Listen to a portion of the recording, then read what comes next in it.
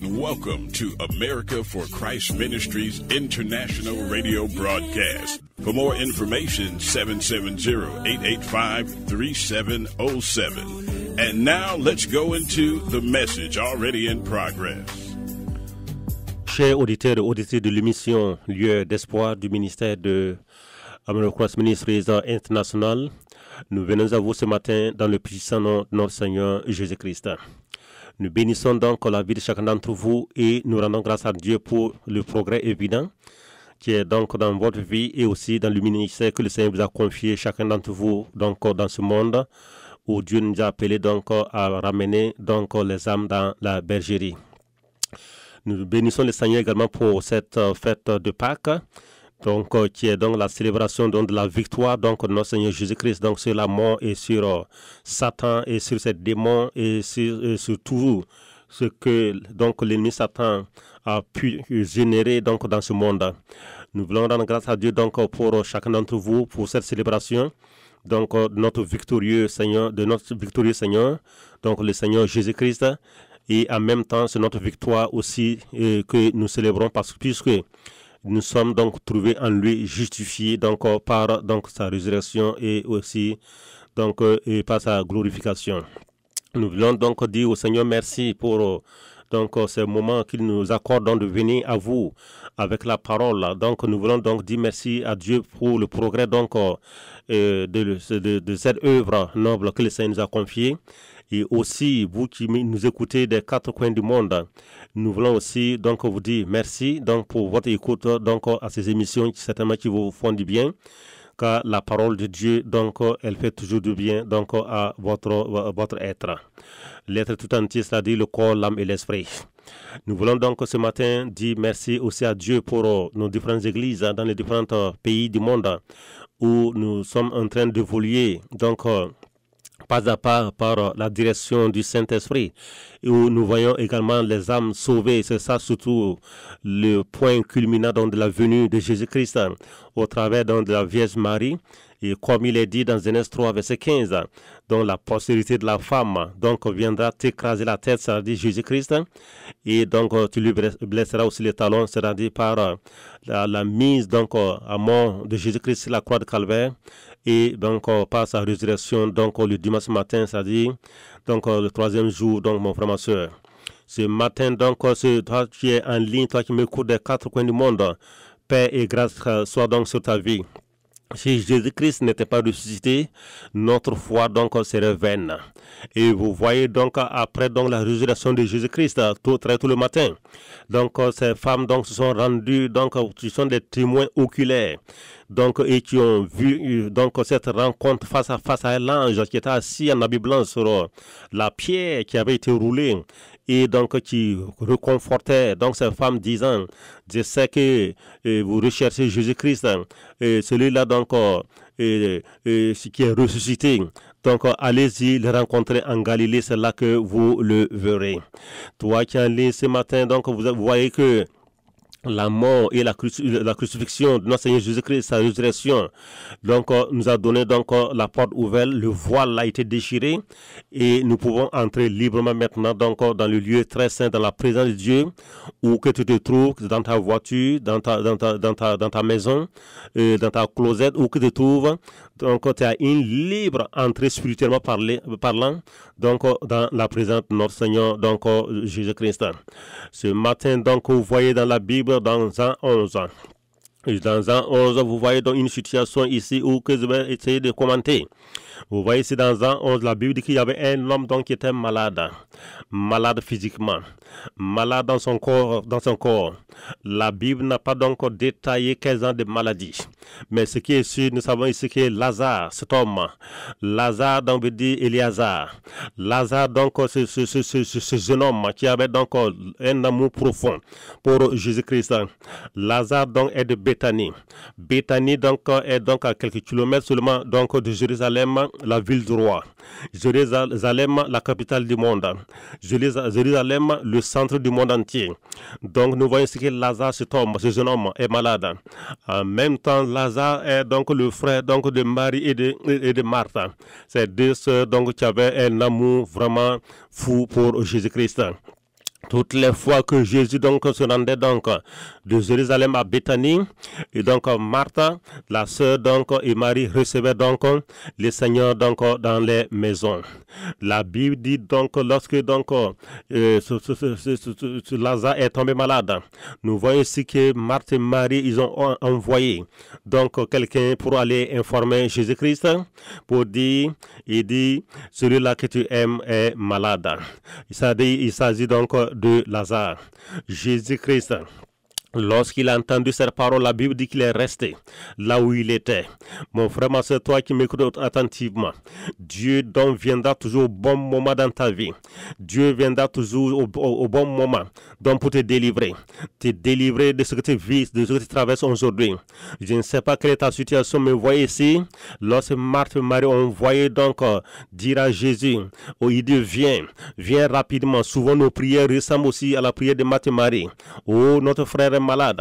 Oh, Jésus vient. Si tu viens pas, c'est la catastrophe. Mais est-ce que Jésus vient en retard dans nos circonstances? Est-ce que Dieu est un Dieu de retard? Est-ce que Dieu ne sait-il pas ce qu'il fait dans nos vies? Pourquoi souvent nous sommes vivants dans la précipitation? Nous prions souvent pour que des prières soient des réponses cocotte minute. C'est-à-dire aussitôt prié, aussitôt répondu. Dieu n'agit pas comme nous voulons. Dieu est un Dieu d'ordre. Dieu donc est un Dieu donc de plan et d'objectivité. Nous voyons ici lorsque donc la nouvelle arrive à Jésus-Christ, il a dit, je vais encore rester ici. 4e jour, Jésus dit à ses disciples, retournons maintenant donc vers Lazare, vers donc Béthanie. Nous voyons ici quand vous lisez attentivement, lorsque donc ils sont arrivés donc près du village, à l'entrée du village, il est dit que Marthe donc est venue donc à la rencontre de Jésus-Christ avec un ton un peu plaintif, avec un ton accusateur. Si tu avais été ici, mon frère ne serait pas mort. Voyez, ils étaient en train de lui faire comprendre, mais Jésus, tu viens d'arriver en retard. Pourtant, tu nous aimes. Pourtant, tu aimes Lazare. Pourtant, quand tu viens ici à Béthanie, c'est nous qui t'accueillons dans la maison. Nous avons prié. Nous t'avons donc supplié de venir. Comme beaucoup aujourd'hui qui font des prières, de différentes formes de jeûne. Les jeunes donc fabriqués et préfabriqués, ils veulent amener Dieu à agir comme eux le veulent. Dieu agira toujours dans ta situation comme il veut pour se donner lui-même la gloire. Mon frère, ma soeur, Dieu donc viendra, quelle que soit ta situation. Je ne sais pas si ta situation aujourd'hui est une situation pourrie, mais laisse-moi te dire que Jésus viendra donc pour donner vie et espoir donc, et il va te délivrer et il va te rendre la joie donc que l'ennemi a volé. Souvent Dieu est obligé d'agir ainsi donc pour se glorifier et que ta foi en lui soit une foi ferme. Nous voyons ici que lorsque Jésus est arrivé, Marthe et Marie donc sont allés à lui dans un ton plaintif, accusateur. Jésus dit, ne t'ai-je pas dit que si tu crois, tu verras la gloire de Dieu? Ce matin, Dieu s'adresse à quelqu'un de particulier. Dieu te dit, mais où est ta foi? Pourquoi tu vacilles? Pourquoi tu bascules? Pourquoi tu cours de prophète en prophète, de pasteur en pasteur, d'apôtre en apôtre? La solution n'est pas dans les mains. La solution est dans ma main. Les hommes de Dieu, c'est moi qui les ai appelés. Mais c'est pas eux qui sont la solution. C'est moi la solution. La source de la solution, c'est moi-même, Dieu le Père. Mon frère, c'est toi qui cours de gauche à droite. Sache que la solution est Dieu lui-même. Pourquoi ne pas mettre ta foi donc active donc à ce Dieu vivant? Au lieu de courir de gauche à droite d'homme de Dieu en homme de Dieu, exposer ta situation et on dirait que la solution n'est pas là justement. Parce que Dieu a un plan de délivrance dans ta situation. Est-ce que donc tu vas lui avoir foi? Dieu donc, Jésus a dit donc à Marthe et Marie, n'était-ce pas dit que si tu crois, tu verras la gloire de Dieu? Donc Jésus-Christ a mis l'accent ici, si tu crois. Voyez, le problème de Marthe et Marie ici, c'était par rapport à leurs croyances, leur foi. Aujourd'hui, où es-tu, toi qui es dans ta situation, comme Marthe et Marie? Elles étaient désespérées. Je te comprends aussi, aujourd'hui, tu es désespéré. Mais Dieu te dit, où est ta foi? N'était-ce pas dit que si tu crois, tu verras la gloire de Dieu? Donc nous voyons ici Jésus-Christ est arrivé. Et quand il est arrivé, la Bible dit que donc, il dit où est Lazare? On dit on vient de l'enterrer à 4 jours. Donc Jésus donc s'est rendu donc à la tombe et aussi les Juifs et les disciples étaient avec lui. Donc les Juifs ont commencé donc à parler, à se moquer. Mais lui qui a ouvert les yeux des aveugles, lui qui a fait tant de miracles, ne pouvait-il pas faire pour que cet homme ne mourût point? La Bible dit quand Jésus a entendu cela, il a frémi à son esprit. Et ouais, mon frère, il a frémi dans son esprit et donc la Bible dit qu'il pleura. Il a sympathisé donc avec Marie. Mon frère, ma soeur, lorsque donc Jésus-Christ, on lui a montré le tombeau, il a dit, ôtez donc la pierre. De la même manière aussi, vous regardez la résurrection de Jésus-Christ, la tombe. Là où ils l'ont mis dans le sépulcre, ils ont mis une grosse pierre à l'entrée. La Bible dit que donc Dieu a envoyé donc un ange venu rapidement et a basculé cette pierre. Et donc l'esprit de vie, l'esprit de résurrection est entré et a donné vie au corps mortel de Jésus-Christ. Écoute bien, on dit bien au corps mortel, on n'a pas dit donner vie à son âme ou à son esprit. Non, on dit à son corps mortel. C'est le corps qui meurt. L'âme ne meurt pas.